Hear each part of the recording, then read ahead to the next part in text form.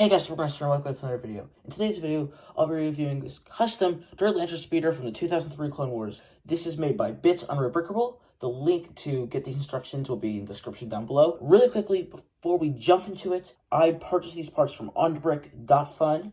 A link to a video where I talk about how that all works is in the description down below. And in that same video, I talk about an interesting story behind how I acquired these parts for this set. So be sure to check that out after you watch this video. Without further ado, let's jump right into it.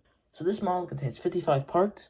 This orange-ish piece, this light blue gray piece, and the same light blue gray piece on the other side are all reddish brown on his model, but to keep the costs down, they're the colors they are.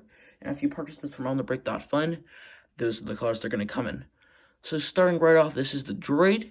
I believe it's an IG-88 unit, at least that's what it looks like, and that's what everyone assumes it is. Or it could just be a Lancer Droid, something weird. 2003 Clone Wars made up a lot of stuff. But the head looks quite accurate, how it's a cone shape, and then there's a really nice backpack, which is a bunch of clips all working together to make this. For the actual spear itself, it's just a fine build. It's the piece you would expect with a little cone piece at the end. I have no idea what this would be called. Comment down what it's called if you know in the comment section down below. And this is actually the first thing you build, as the rest of the model revolves around going through the legs. And as you can see, if I pick it up, it just stuck there. You can't remove the droid, though, because of that.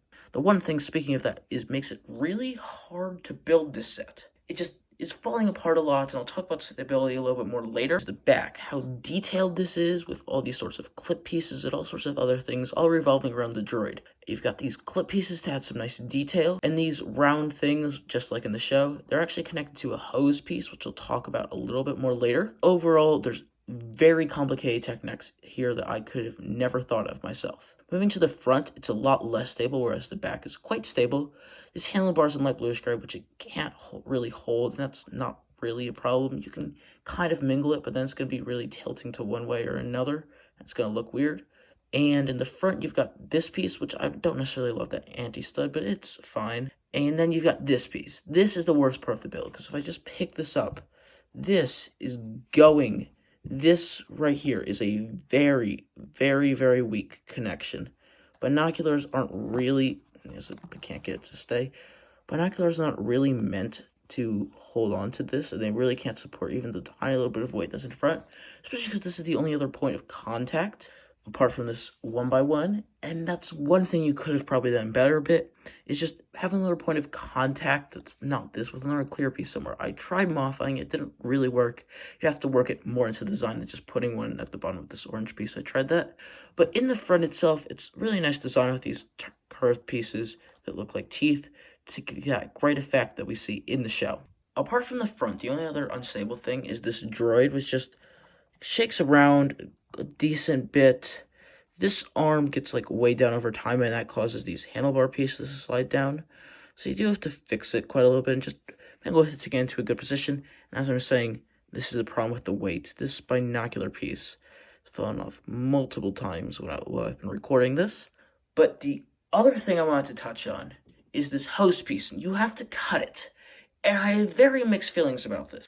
It's a really small hose piece. It's that piece right there. In comparison, the smallest bar piece is longer than it goes. It would look quite weird. You couldn't have just put a bar piece here. I give him that, but there might be a better way. But when you're working with something as small as this, it's really hard. You've got to use sometimes illegal techniques. The scaling of this model is quite well, and even though it looks weird, the proportions are weird, everything in the 2003 Clone Wars is really weird proportions, so I think the scaling on this works quite well. Overall, I would give this set an 8 out of 10. There's just quite a few stability issues, and I don't necessarily love the hose piece, and I'm sure some other people won't love having to cut that hose piece. But apart from that, it's a really great set that I would really recommend getting. Once again, the link to purchase the parts from the set from onthebrick.fun will be in the description down below. And so will the link to Bits Rebrickable page where you can get these instructions for free. And with that, please be sure to like, comment, subscribe, and hit that bell, as it really helps out this channel a lot. And with that, I bid you farewell.